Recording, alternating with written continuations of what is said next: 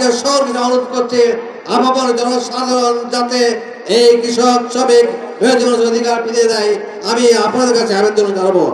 আমার শেষ কথা জানা হচ্ছে, সম্মানিত বন্ধুগণ, এই বাংলাদেশের এই যে 5 আগস্ট যে বিপ্লব হলো, এই বিপ্লবের কোন এক দলের কৃতিত্ব নয়।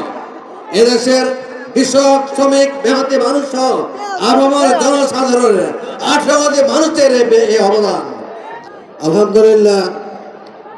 আলহামদুলিল্লাহ রাব্বিল আলামিন, আসসালাতু ওয়াসসালামু আলা সাইয়্যিদিল মুরসালিন ওয়া আলা আলিহি ওয়া সাহবিহি আজমাইন, আম্মা বাদ।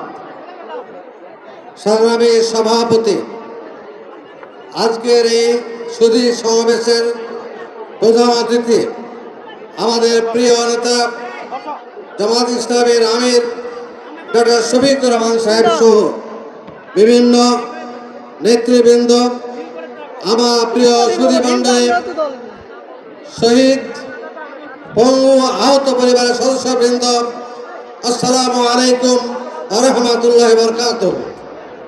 সম্মানিত ভাইরা, আজকে মনে পড়ছে 17 বছর আগে এই আলকামের খেলা মাঠে বক্তৃতা দিয়েছিলাম।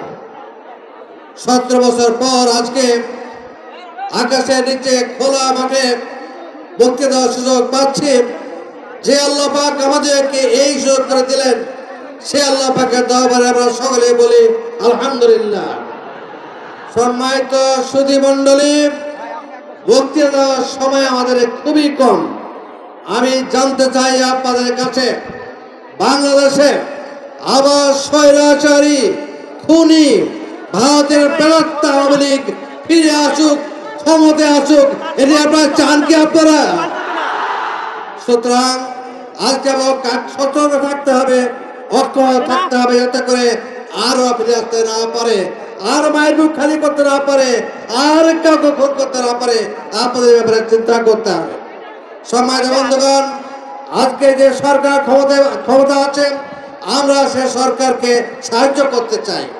আমরা সে সরকার বলতে চাই, খুনি যারা আছে, যারা দালালি করছে, মানুষের জীবনে ছিনিমিনি করছে, তাদের আইনের আওতায় নিয়ে আসুন, তাদের গ্রেফতার করে বিচার করুন, এটা আমরা চাই। সম্মানিত সুধী মণ্ডলী, আপনারা জানেন বাংলাদেশের নিত্য নৈমিত্তিক দ্রব্যমূল্যের উদ্যোগকে জনজীবনে বিভক্ত করে দিচ্ছে। আজকে কৃষকেরা, শ্রমিকেরা অধিকার থেকে বঞ্চিত হচ্ছে। কৃষক শ্রমিক মেহনতি মানুষ তাদের অধিকার ফিরে পাচ্ছে না, অথচ বাংলাদেশের অর্থনীতিতে তারাই ভূমিকা রাখে।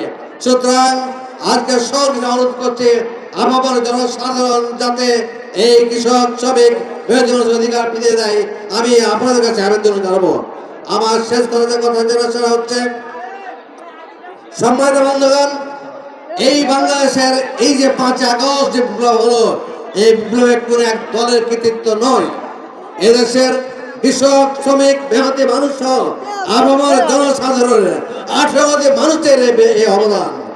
আজকে তাই আমি বর্তমান প্রশাসনে যারা বসা আছে তাদের অনুরোধ করবো, একটি শ্রেণী হচ্ছে, কোন একটি দলের ব্যাপারে আপনারা দুর্বল হবেন না, কোন একটি দলকে আপনারা সহায়তা করবেন না, এদেশের 18 মানুষকে সহায়তা করবেন, এটাই আমাদের প্রত্যাশা।